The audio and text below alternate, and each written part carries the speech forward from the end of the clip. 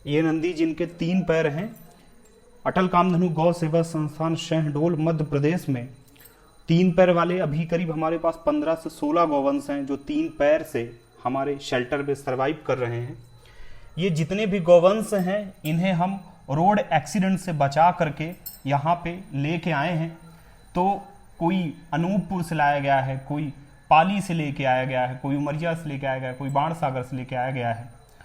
तो इनमें से जब कोई रोड एक्सीडेंट शहडोल से बाहर का होता है, जैसे मान लीजिए उमरिया में है रोड एक्सीडेंट या बाणसागर में है, तो जब हम रेस्क्यू करने जाते हैं तो हमें ये पता चलता है कि इन गौ माता का एक्सीडेंट 3-4 दिन पहले हुआ था और ये 3-4 दिन से यहीं पे पड़ी हुई हैं। तो जैसे बारिश का समय है तो बारिश में ही पड़ी हुई हैं रोड में।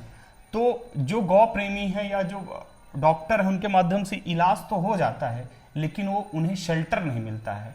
तो कई बार हम देखते हैं कि जो गौवंश रोड में पड़ा है उसे जीते जी कौवा और कुत्ता नोचना शुरू कर देते हैं।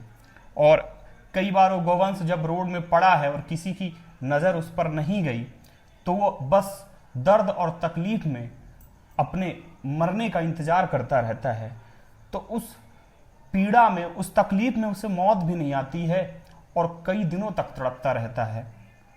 उस परिस्थिति में अगर हमें सूचना मिलती है तो हम पूरी कोशिश करते हैं कि उन गौमाता को हम अटल कामधेनु गौ सेवा संस्थान शहडोल में रेस्क्यू करके लेके आएँ। लेकिन साथियों, जब रेस्क्यू शहडोल से बाहर का होता है तो हमारे लिए भी वो रेस्क्यू करना बहुत कठिन होता है, क्योंकि वर्तमान में अगर हम देखें तो हमारी जो गाड़ी हम इस्तेमाल कर रहे हैं रेस्क्यू के लिए वो हर दिन करीब 100 किलोमीटर दौड़ रही है।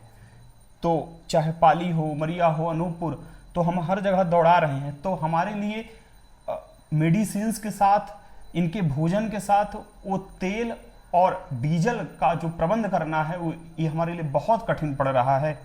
तो ऐसे में हम कितनों की जान बचा पाएंगे ये हम नहीं जानते, लेकिन हमारे सामने जो आता है कष्ट में, तकलीफ में सूचना जिसकी आती है तो हम पूरी कोशिश करते हैं कि उसका हम रेस्क्यू कर पाएं।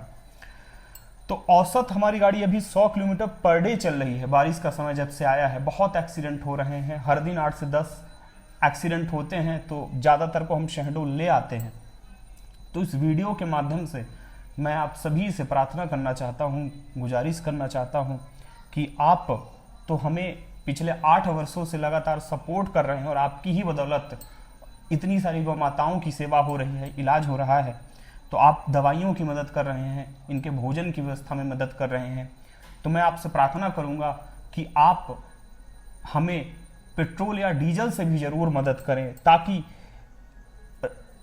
जो शहडोल से दूर के रेस्क्यू हैं उन्हें भी हम शेल्टर लेके आ पाएं। जैसे मैंने बताया कि एक्सीडेंट होने के बाद वो कई दिनों तक रोड में ही पड़े रह जाते हैं।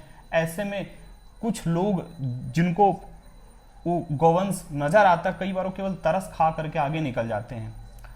तो हम किसी भी रेस्क्यू को छोड़े ना और हर गौवंश को जिसकी हमें सूचना मिलती है हम उसे शेल्टर प्रदान कर पाएं। इसके लिए आपसे प्रार्थना है, निवेदन है कि आप ज़रूर हमें यथाशक्ति जो भी आप सपोर्ट कर सकते हैं, मदद कर सकते हैं, कंट्रीब्यूट कर सकते हैं, ज़रूर करें, ताकि हम ये रेस्क्यू का जो दायरा है, चाहे वो कटनी का भी क्यों ना हो, चाहे रीवा का भी क्यों ना हो, या कहीं का भी हो, अगर हमें सूचना मिलती है तो या तो हम उसको लोकल कहीं पे व्यवस्था उसकी बना दें, और अगर उसकी वहाँ पे व्यवस्था नहीं बनती है तो उसे हम शहडोल सेंटर लेके आ पाएँ।